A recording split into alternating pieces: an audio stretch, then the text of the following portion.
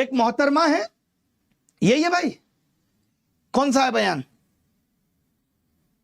बयान ये सुनिए साहब, मोहतरमा का बयान सुनिए, आपका भी टीचर साहब खून खोल जाएगा। स्टार टीचर, यूट्यूब वाले स्टार टीचर, यूट्यूब वाले स्टार टीचर, जानना ना कौड़ी, कभी ब्लैक बोर्ड लेकर कुछ एक्सप्लेनर बनाते हैं, खाली व्यूज बटोरते हैं, उटपटांग ग्रैब्स लिखते हैं और उसके बाद से अपने आप को इतना महारथी समझने लगते हैं कि कुछ लोग उनको फॉलो करने लगते हैं उनके तमाशे की वजह से, और फिर वो जाकर जहां पर जो आता है वो बोलते हैं और उसके दम पर फिर वो पैसे वसूलते हैं, से वसूलते हैं। बिल्कुल तुम्हारी तरह एकदम बात है। ये जो एक्सप्लेनर बनाने वाले यूट्यूबर्स हैं और जो शिक्षक हैं उनमें फर्क है, वो फर्क सबको समझना पड़ेगा। ये जो आकर पैसों के लिए अपना धंधा बना रहे हैं एजुकेशन को, वो एक तरफ है, और इसी वजह से स्कूल्स, कॉलेजेस, यूनिवर्सिटीज में पढ़ाई नहीं होती है।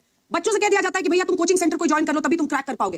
ये कैसी व्यवस्था में हम जी रहे हैं? ये बहुत बड़ा सवाल है। आज बहुत बड़ा सवाल किया है मैडम ने कि जो YouTube पे पढ़ा रहे हैं और जो शिक्षक हैं उनमें फर्क है। वही शिक्षक जिन्होंने OSM में कितनी गड़बड़ियां की हैं, उन्हीं शिक्षक की बात हो रही है। YouTube का टीचर हम जैसे तमाम लोग जिन्होंने लोगों को पढ़ा करके सरकार के अंदर भेजा।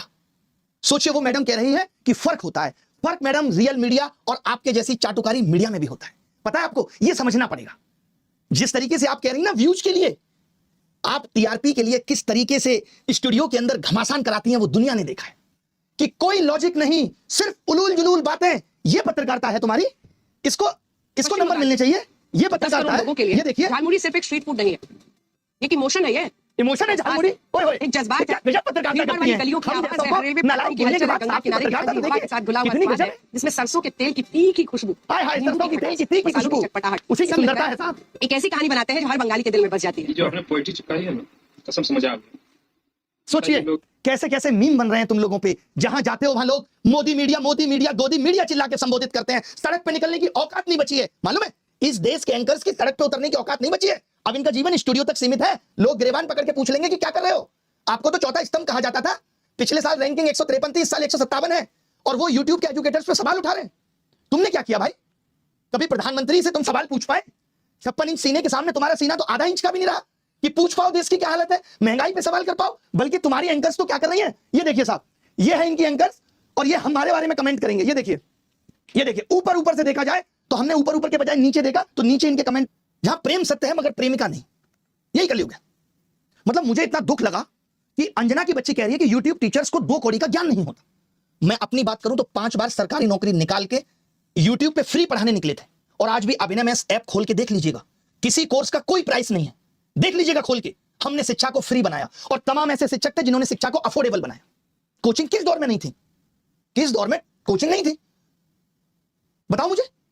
मैं एक सवाल तुमसे पूछना चाहता हूं अंजना, आप कहने लायक आप हो नहीं कि अगर YouTube टीचर्स को कुछ नहीं आता तो जो लाखों बच्चे JEE NEET, SSC, bank, railway, UPSC, JEE NEET और अन्य परीक्षाएं निकाल रहे हैं, उन्हें पढ़ा कौन रहा है? चाचा तुम्हारे हैं? हम ही लोग ना उनको दिशा दे रहे हैं।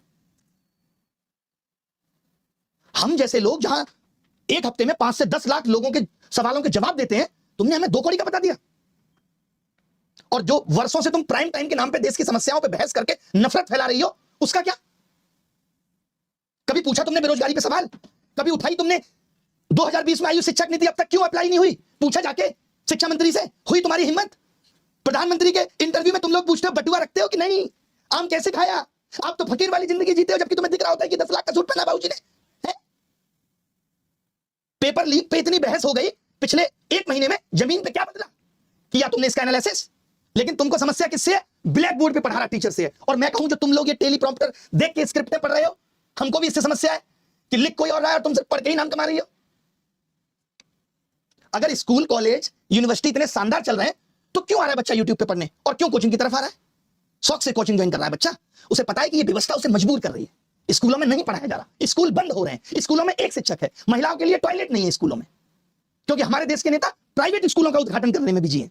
वो प्राइवेट एजुकेशन को प्रमोट कर रहे हैं, क्योंकि वहां से पहला जिसने हमें 2 कौड़ी का बोला था, उनकी बातें देखिए। 1 अप्रैल 2004, जब आपको याद हो वाजपेयी सरकार गिरी थी, मनमोहन सिंह की सरकार बनी थी, तो ये 2004 का नंबर है जो आप इस वक्त देख रहे हैं। ये बता रही है मैडम, क्या दिख रहा है कि पेपर, ये देखिएगा, ये बता रही है कि 21 से 155 की वृद्धि और अब 63 की। मैं आपको एक गणित का सीधा डेटा बताता हूं, इन लोगों ने गणित कभी पढ़ा नहीं। भाई साहब इधर देखो आप, मैं ये कह रहा हूं अगर किसी चीज की कीमत 1 से 2 हो जाए, 100% बढ़ गई, 1 से 2 हो गई, 1 रुपए का ही अंतर आया। अब मैं कह रहा हूं, मान लेते हैं ये तो डीजल की कीमत थी, पेट्रोल की कीमत मान लेते हैं 100 से 150 हो गई, सीधे 50% ही बढ़ी। आप किस वृद्धि को बड़ा मानेंगे? क्या ये वृद्धियां परसेंटेज से नापी जा सकती हैं? बताओ। और मैं तो कह रहा हूं कि इस महंगाई से परेशान थे, तब तो बाबूजी को लाए थे, और देखिए उनको कैसे डिफेंड किया जा रहा है। एक ऐसा डेटा पेपर लीक पे ही ले आते हैं कि 10 साल में 89 पेपर लीक, तब हम समझते हैं कि तुम कितनी बहादुर हो बिटिया, तब तो पता चलता। 2013 में देखिए, Anjana used to call Manmohan Singh a blot due to the falling rupee, the record breaking trend of a free falling rupee, one of the biggest blots on an economist prime minister. तब रुपया गिरा था तो सब आके ज्ञान दिए थे, और अब कोई नहीं बोल रहा है, क्योंकि ये सरकार कुछ जाने या ना जाने ये इवेंट मैनेज अच्छा कर लेती है। पैसा है, पीआर करा देती है, आपके दिमाग को मैनिपुलेट करा देती है। पढ़े लिखे तो आप है ही नहीं, जितना पिछले 10 साल में शिक्षा का स्तर गिरा है। कोविड में आपको घर बैठे मार्कशीट मिल गई।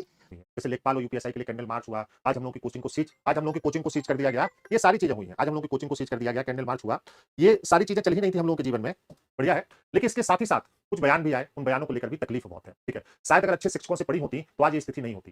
जो खुद किसी कौड़ी की नहीं है, वो हम लोगों को कितने कौड़ियों का बोल रहे हैं, उनके हिसाब किताब के बारे में क्या कहा जाए। लेकिन हम सम्मानित शिक्षक हैं, हमारे शिक्षकों ने हमको बहुत अच्छे से पढ़ाया है, और हम किसी के लिए कितने कौड़ी का है तो नहीं बोल पाएंगे, लेकिन बच्चों के कमेंट जरूर बताएंगे कि कौन कितने कौड़ी का है। मैं आपको बताता हूं, सबसे पहले इनके बयान को सुनिए। मैं एक चीज और बताता हूं, जो स्थिति है, इन्होंने जो प्रयास किए हैं, आज 180 देशों की रेटिंग में 157 नंबर पर भारत पहुंच गया है प्रेस स्वतंत्रता सूचकांक में। और इनके यही अथक प्रयास चलते रहे तो वो दिन दूर नहीं जब हम 180वें नंबर तक पहुंचेंगे। इन्होंने बहुत प्रयास किए हैं।